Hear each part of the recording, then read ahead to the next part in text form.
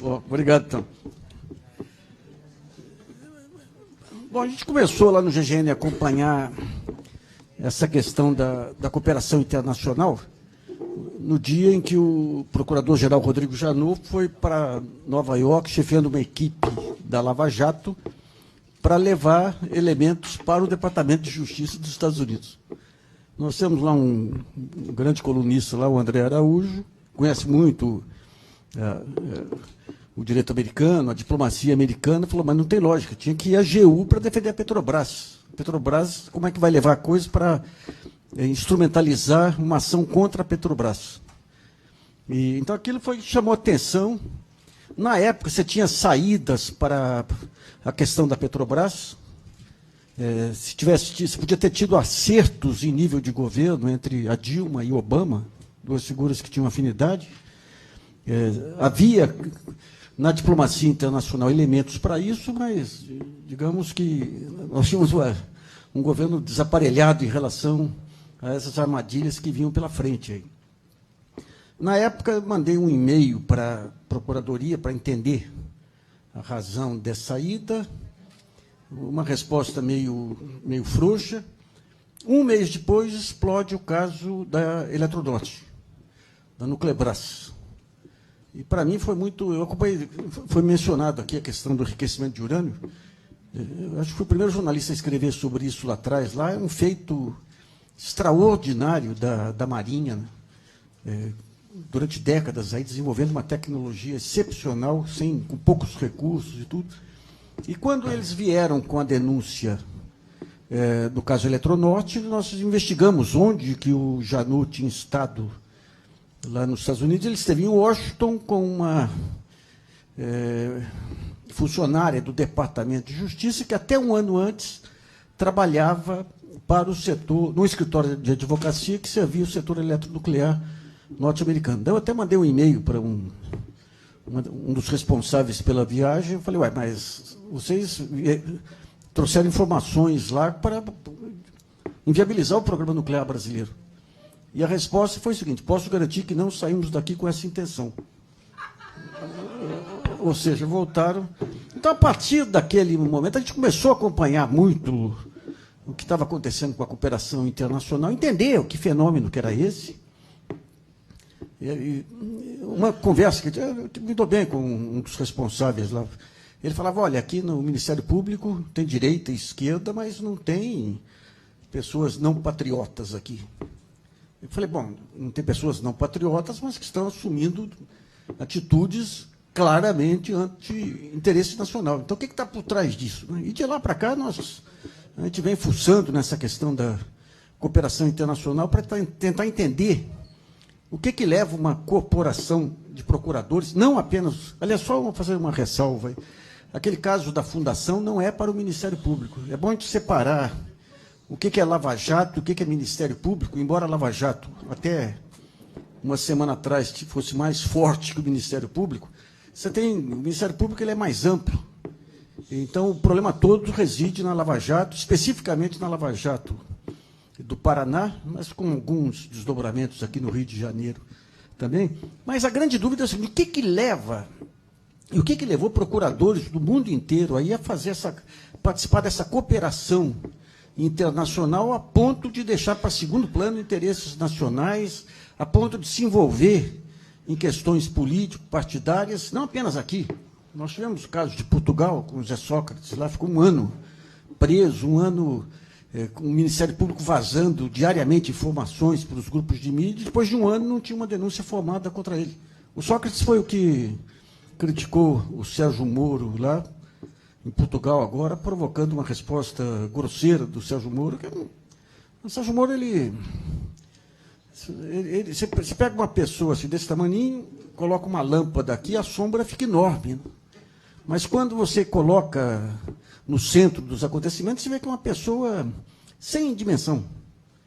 Então, ele ficou em função de um conjunto de circunstâncias. Bom, de lá para cá, deu para perceber uma influência direta do Departamento de Justiça norte-americano.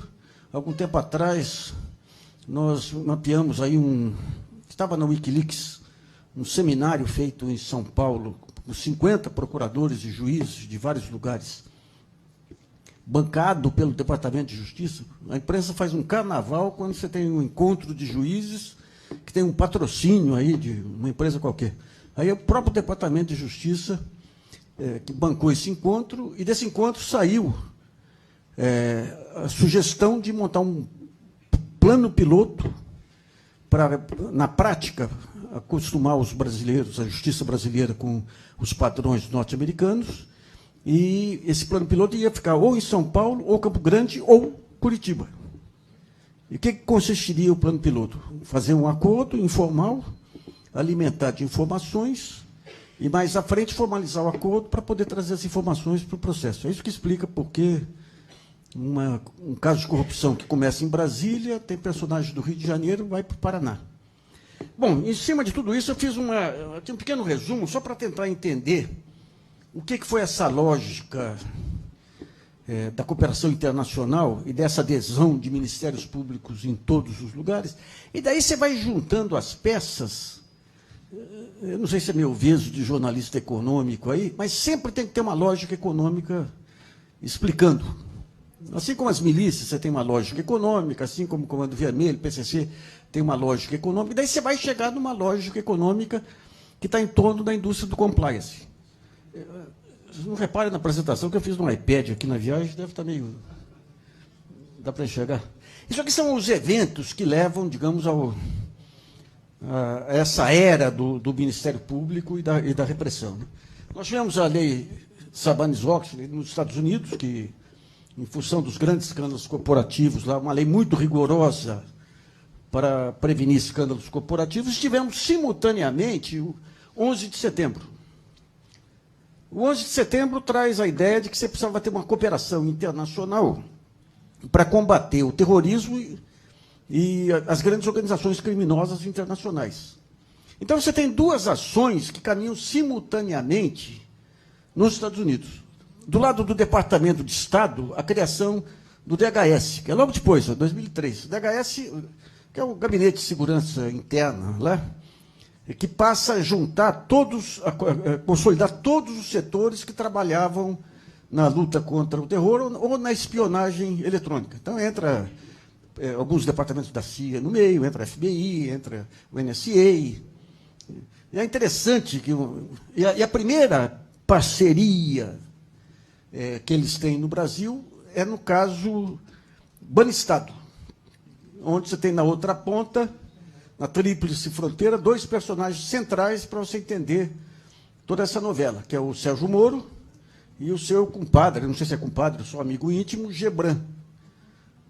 Que são o Gebran que articula hoje, eu coloquei no GGN hoje aqui a maneira como o Gebran articulou o golpe, partidarizando o TRF4 para garantir o encaminhamento aí das condenações do Lula. Né?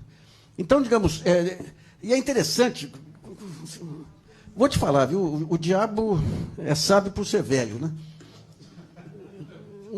Lá atrás, alguém mandou um dado aí da Wikileaks sobre o José Serra. O embaixador mandando um telegrama lá para o Departamento de Estado, dizendo o seguinte: o governador de São Paulo, eleito governador, né?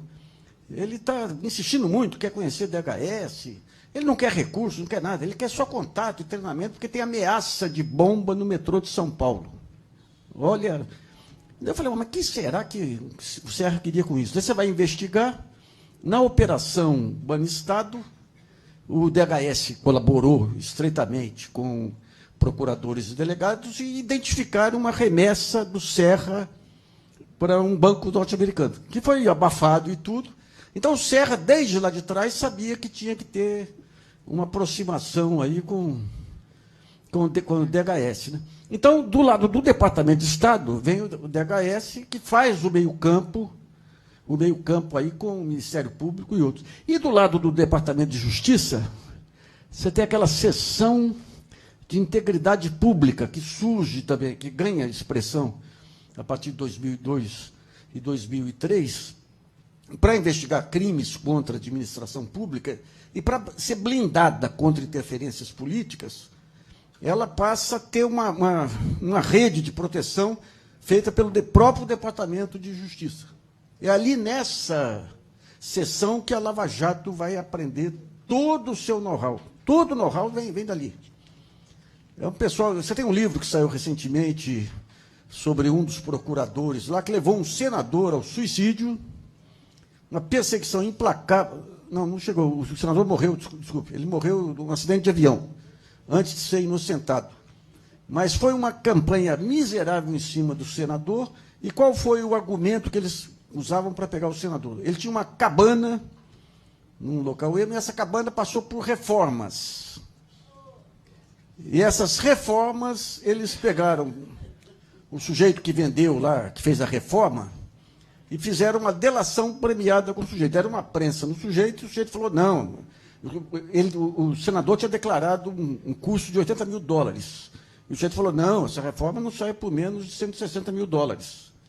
Com base nessa declaração do sujeito que fez a reforma, eles atazanaram a vida do senador, lançaram a denúncia na véspera de uma convenção que ia lançar o senador foi derrotado em função disso. Mais à frente, descobriram que o senador tinha sido enganado. Ele pagou efetivamente $160 mil, não tinha $80 mil.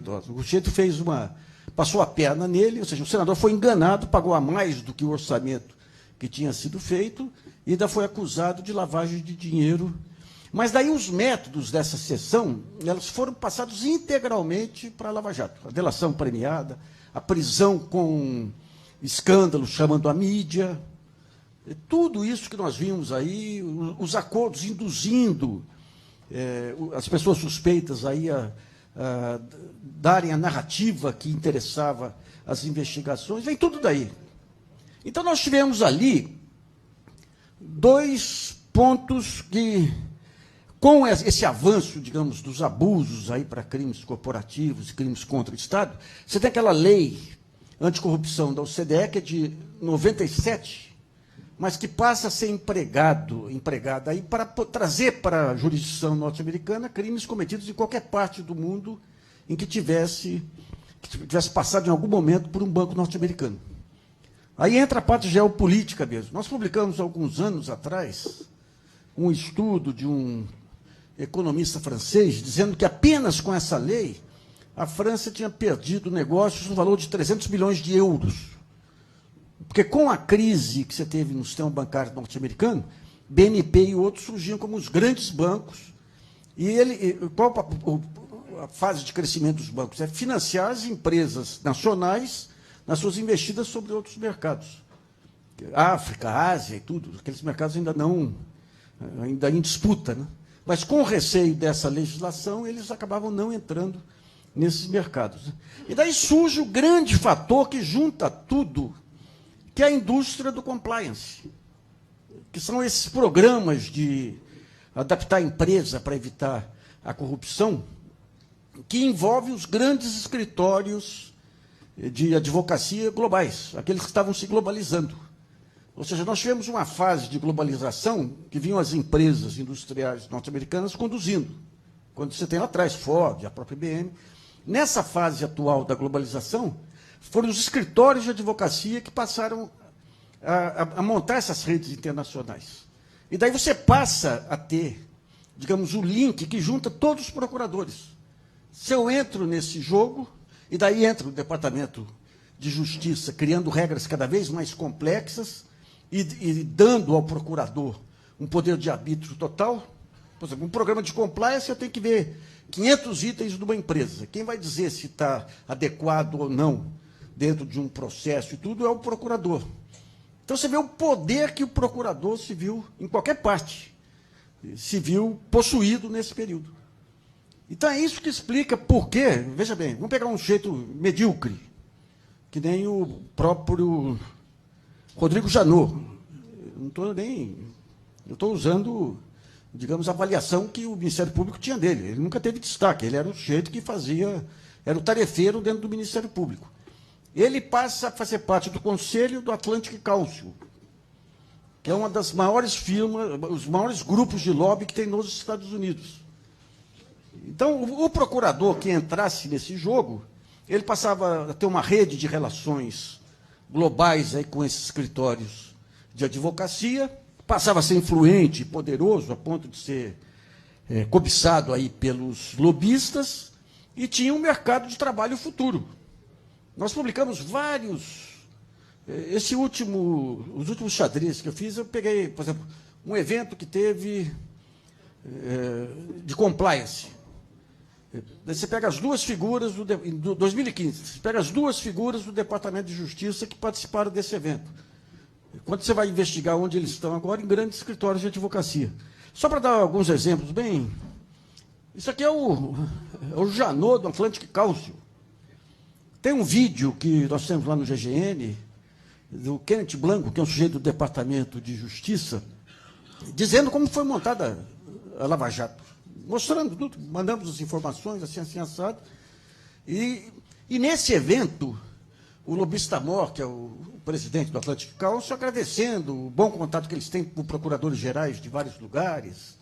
Então, digamos, a lógica econômica que fecha todo esse jogo aí vem desses escritórios de advocacia. Isso aqui é um evento, outro evento. Esse é o maior grupo de lobby da questão do compliance aí.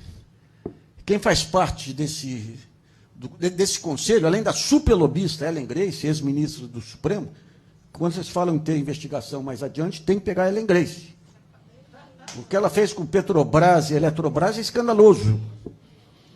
A Petrobras, eu já tinha conversado lá atrás com um grande escritório de advocacia de São Paulo, que foi contratado para fazer um levantamento total de tudo da Petrobras, inclusive e-mails e tudo, e de repente entra a Ellen Grace e contrata um grande escritório americano por 200, 300 milhões de dólares, vai para a Eletrobras, faz um super contrato também da Eletrobras, mas se você pega todos os membros aí dos conselhos dessas associações de lobistas aí, você tem, de um lado, grandes escritórios de advocacia norte-americanos, internacionais hoje, e autoridades de países emergentes, que são a porta de entrada para esses escritórios ingressarem, aí, trazerem, digamos, essa indústria do compliance para dentro.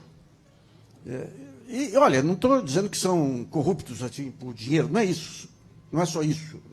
Muitos são por miçangas. Você ser chamado aí para dar uma palestra do Atlantic Council, você está num ambiente em Monte Carlo, lá, junto com big shots do mundo inteiro, esse tipo de adulação, e mais à frente a possibilidade de você montar um escritório de advocacia que vai trabalhar com compliance. Isso é o maior blefe que tem. O compliance é um processo que você tem que mapear todos os processos de uma empresa, ver por onde que pode ter algum vazamento de corrupção e cercar. Um procurador não tem essa formação. O procurador não tem essa. Então, quando o grisalho lá, Carlos Fernandes, diz que vai se aposentar para trabalhar em compliance, é evidente que eles vão vender proteção. Eles vão vender a amizade que eles têm com outros procuradores para amenizar eventuais condenações.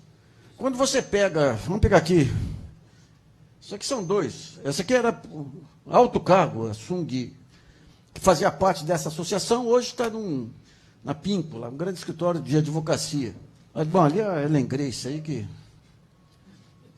Esse de baixo aqui, quando você vai no site do escritório de advocacia, fala... a especialidade dele, defender vítimas de acusação de crime de colarinho branco.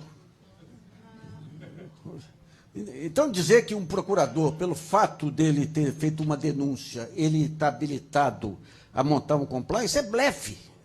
A única força que o procurador tem é o contato corporativo e a influência junto a outros procuradores. Esse é o quadro... Esse aqui é o Daniel Kahn. Daniel Kahn, esse é o sujeito que deu uma entrevista para o Estadão, essa semana, falando da maravilha que foi fazer o acordo com os procuradores brasileiros, que a cooperação é tão boa que é de pessoa para pessoa. Que você subverter todo o conceito que você tem da impessoalidade da justiça. Nós pedimos, eles mandam. Daí, quando você vê, alguns anos atrás, ele trabalhava nesse escritório de advocacia, que foi um dos escritórios que participou do lançamento das ADRs da Petrobras nos Estados Unidos. Nos Estados Unidos. Daí, quando você pega essa indústria do lobby, você tem algo escandaloso. Isso aqui é um grupo do Rio de Janeiro que lançou essa imersão em prática teórica em compliance e anticorrupção. Esse grupo levou um conjunto de brasileiros para os Estados Unidos, entre eles os professores. É um lobby descarado. Um ministro do Supremo, que é o Luiz Roberto Barroso, um juiz absolutamente inexpressivo, que é aquele roteirofilista lá, como é que chama lá? O Marcelo Bretas. Aqui embaixo, um delegado da Polícia Federal. O que eles têm para ensinar sobre lobby? Daí qual é a primeira parte desse grande programa feito em Nova York? Uma visita ao escritório Sherman Stelling, que é justamente o escritório que montou aí ajudou a montar esses lançamentos da Petrobras e que empregava esse procurador que veio aqui no Brasil dar entrevistas, que é a contraparte da Lava Jato lá. Então, digamos, se você pega, digamos, esse acordo que foi firmado, que é o objeto aí do nosso debate de hoje, entre a Fundação, aí, a Petrobras, o Departamento de Justiça e a Lava Jato, lá, veja bem, quando você pega as supostas perdas da Petrobras com a corrupção, que é um chute danado. É um chute danado. A Petrobras caiu, o valor da Petrobras, por conta da campanha que foi feita pela Lava Jato, o país mais corrupto do mundo, e pela queda do preço do petróleo. Você tem uma figura contábil, que é o impairment. O que é isso? Eu tenho aqui um conjunto de ativos. Esses ativos vão render tanto por ano durante 10, 15 anos. Então, eles têm um valor X. Se cai, digamos, o que eu espero de faturamento com esses ativos, e no caso da Petrobras, caiu por quê? Porque caiu o preço do petróleo, eu tenho que fazer uma adaptação contábil. Daí você pega aquele amadorismo monumental da Petrobras pré-golpe, a própria Graça Foster coloca aquilo como custo da corrupção. Não tinha nada a ver. E daí eles pegam a tabela Barusco. O que é a tabela Barusco? O Barusco fala, não, cada contrato aqui era 3% de propina. E daí ele monta uma tabela de cabeça, de memória. De memória. Daí fica aquela discussão, quanto que é, quanto não é, quanto que é. Daí o Moro vai dar uma palestra nos Estados Unidos e fala, não, é 3%. Então, é em cima disso que o pessoal dos Estados Unidos, os fundos Abutre, pegam para entrar com ação contra a Petrobras. E um outro ponto, que aquela, como é que chama aquela secretária que fez aquele carnaval? Verrina, uma coisa assim. Hã? Venina.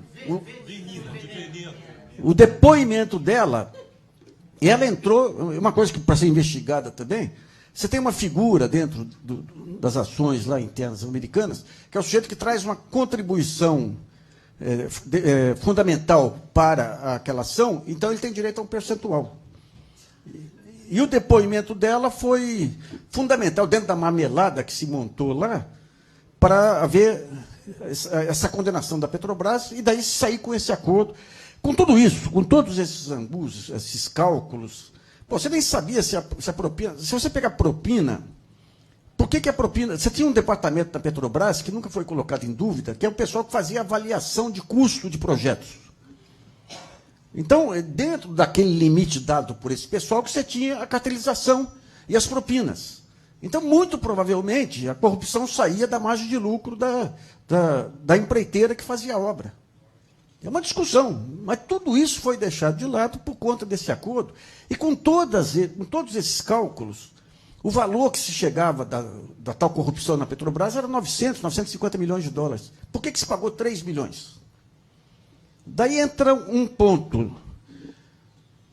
A ação ia ser contra a Petrobras e contra os bancos que fizeram o lançamento da Petrobras. A Petrobras limpou todo mundo. Então, as 3 figuras que participam desse acordo, de um lado, Pedro Parente, de outro lado, esse o Departamento de Justiça, com pessoas diretamente ligadas, uma esbórnia com os grandes escritórios de advocacia norte-americanos, e de outro a Lava Jato, que recebe como recompensa a possibilidade de administrar 2,5 bilhões de reais. Bi. Então, por aí se vê que isso aí foi importante por uma coisa, né? Ficou claro também que aquela ambição de todos esses procuradores não se limitava a uma parte política também. A ideia desses 2,5 bilhões, não, mas não eram nós que íamos administrar, uma fundação que eles indicariam todo mundo. E é importante a gente ver Transparência Internacional e outros aí, esse jogo da transparência que se faz aqui, que tem muito lobby por trás disso. Outro dia eu soube que numa disputa envolvendo o Eldorado, que é do grupo JBS, com um outro grupo tão suspeito quanto, um desses paladinos aí da moralidade fez lobby para um dos lados, usando sempre a bandeira da anticorrupção. Bom, isso era isso que eu queria colocar assim, em linhas gerais aí, para a gente conversar aí, para pegar as informações aqui especiais que o Badir está trazendo para a gente aí. Muito obrigado.